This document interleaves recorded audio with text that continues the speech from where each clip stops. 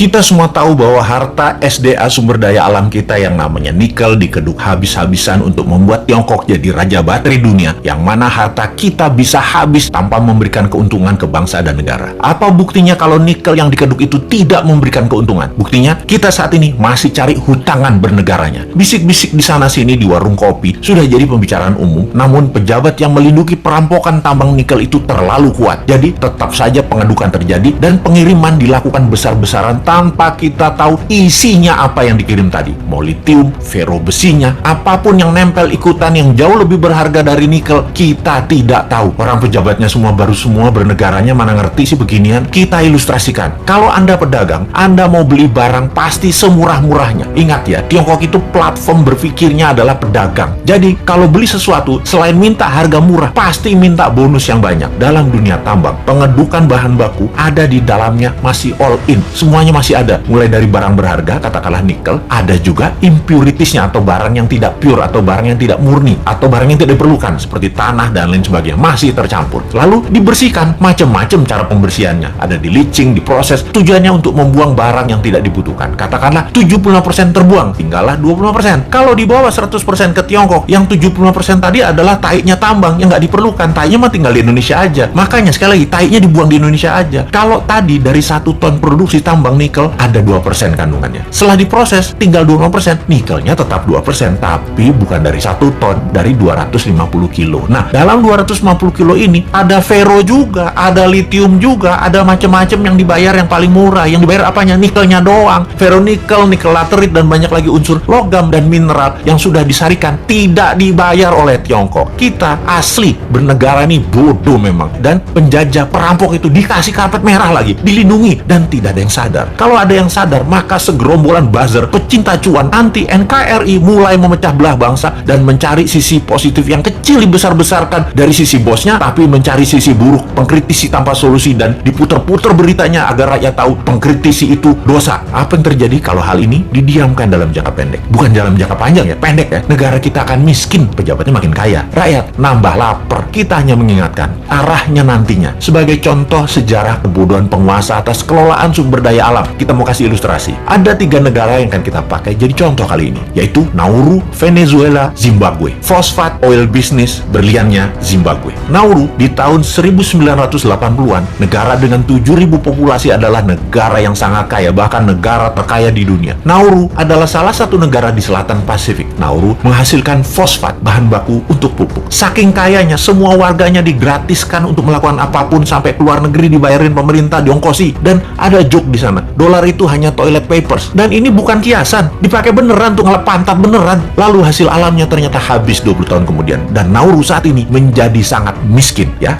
Itulah cerita sederhananya. Venezuela dimanja dengan 95% minyak dan gasnya yang diekspor, membuat negara ini menjadi negara petrodolar. Begitu harga minyak anjlok dan uang hasil ekspor tadi hanya buat foya-foya, bukan untuk membangun sektor lain, Venezuela hyperinflasi dan menjadi negara miskin sekarang. Saat ini ketika harga minyak naik, Venezuela sudah tidak bisa produksi lagi dan tidak ada negara mau beli minyak dari Venezuela. Jadilah Venezuela negara paria, negara setengah gagal. Terakhir, Zimbabwe, penghasil berlian. Begitu tambang berlian habis, pecah perang saudara, ambiar negara Zimbabwe yang tadinya makmur dan menjadi salah satu negara termakmur di Afrika. Kesamaan ketiganya adalah tidak bisa mengelola sumber daya alam dengan baik, dijual murah, dikeduk asing, dilindungi pejabat yang berkuasa pada saat itu. Semoga kita bukan jadi negara yang keempat. Uang pinter semua kok pejabatnya, gak mungkin lah ditipu Tiongkok. Emangnya kayak Bosman, bodoh beneran.